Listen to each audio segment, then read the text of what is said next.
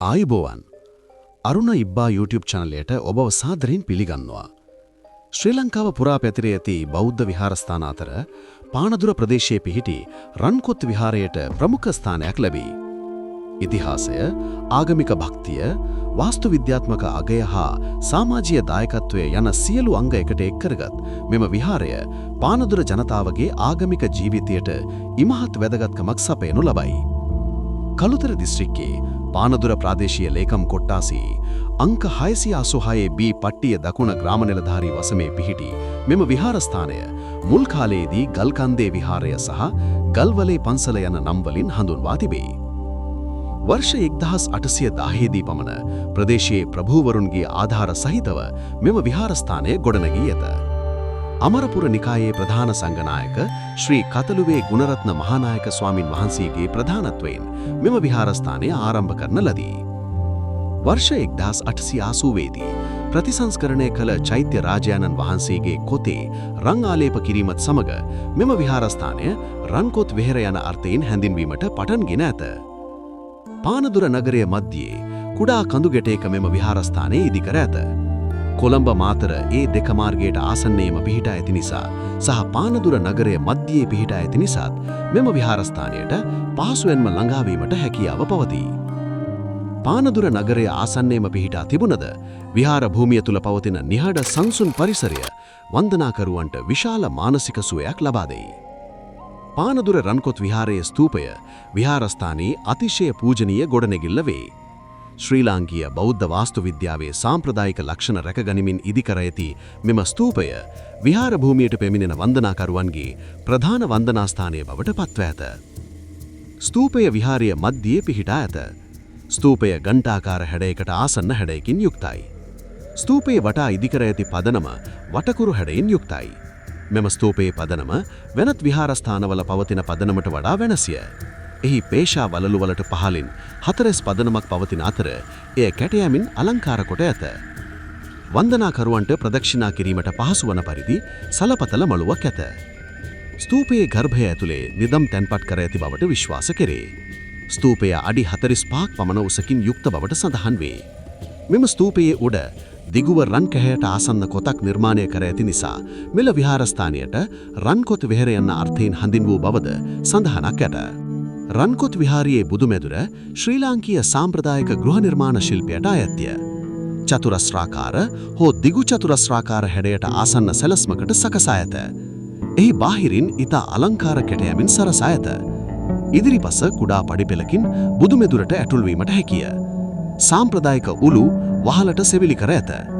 විශාල හා විවෘත මධ්‍යම ශාලාව හා ඒ මැද පිහිටා ඇති බුද්ධ ප්‍රතිමා වහන්සේ නමක් වේ. විහාර බිත්ති සහ වහලය සිතුමින් අලංකාර කර ඇත. බුදුමැදුර තුල ස්ථාපිත බුද්ධ ප්‍රතිමාව සමාධි මුද්‍රාව නිරූපණය කරයි. බුදු පිළිමේ කාරුණික හැඟීම හා සමාධිය නිරූපිතය. සිමෙන්ති, ගල් හා ලෝහ යොදා ගනිමින් මෙම බුද්ධ ප්‍රතිමාව නිර්මාණය කර ඇත.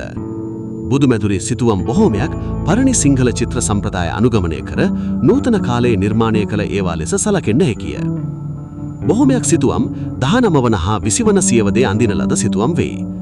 බුදුමැදුරේ සිතුවම් අතර බුද්ධ දර්ශනය හා බුද්ධ චරිතය මුල් කරගත් සිතුවම් දක්නට ලැබේ. ඒ අනුව සිද්ධාර්ථ කුමාරයාගේ උපත, ගිහිගේ නික්ම යාම, පළමු ධර්මදේශනාව, පරිනිර්වාණය ආදී බුද්ධ චරිතයේ පදනම් කරගත් නිර්මාණ සහ බෝධිසත්වයන් විසින් තම ජීවිත කාලයේ ප්‍රගුණ කරන ලද පුණ්‍ය ගුණයන් නිරූපණය කරන වෙස්සන්තර ජාතකය, සස ජාතකය, විදුර පණ්ඩිත ජාතකය ආදියද ඇතුළත් සිතුවම් වේ. එසේම දේව රූප, බ්‍රහ්ම රූප ආදිය, නාග රූප ආදියද මෙම සිතුවම් අතර දක්නට ලැබේ. රතු, නිල්, සුදු වැනි සාම්ප්‍රදායික වර්ණ මිශ්‍ර කොට ස්වභාවික වර්ණ භාවිතයට ආසන්න පැහැයෙන් මෙම සිතුවම් ඇඳ ඇත. රේඛා හැඩය පැහැදිලිව නිර්මාණය කර ඇත. සරල නමුත් අර්ථවත්ව නිර්මාණය කර ඇත. විහාරස්ථානයේ ආරම්භක යුගයේදීම අඩි 30කට ප්‍රාකාරයක් බැඳ එයට පානදුර වෙරළින් ගෙනැල්ලද වෙලි පුරවා බෝධිය රෝපණය කර ඇත.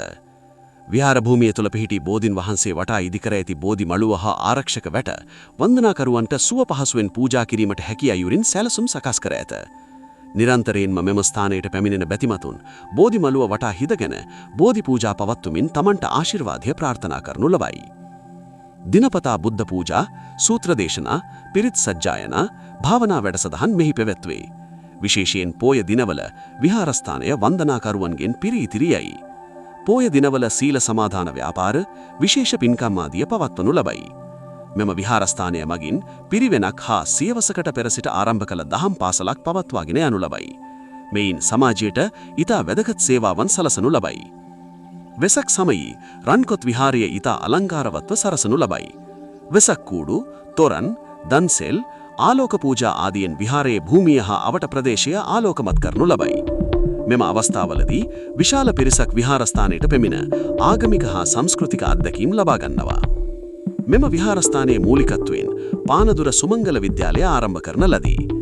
එමෙන්ම පානදුර ප්‍රදේශයේ පැවති පානදුරා වාදයටද මූලිකත්වයගෙන කටයුතු කිරීමට මෙම විහාරස්ථානය පුරෝගාමී මෙහෙවරයක් ඉටු කර ඇත. පානදුරා වාදිය පිළිබඳව ලොව ප්‍රචලිත වීමත් සමග හෙන්රි ඕල්කට් මැතිතුමත් මෙම විහාරයට පැමිණ දේශනා පැවැත්වූ බවටද සඳහන් වේ.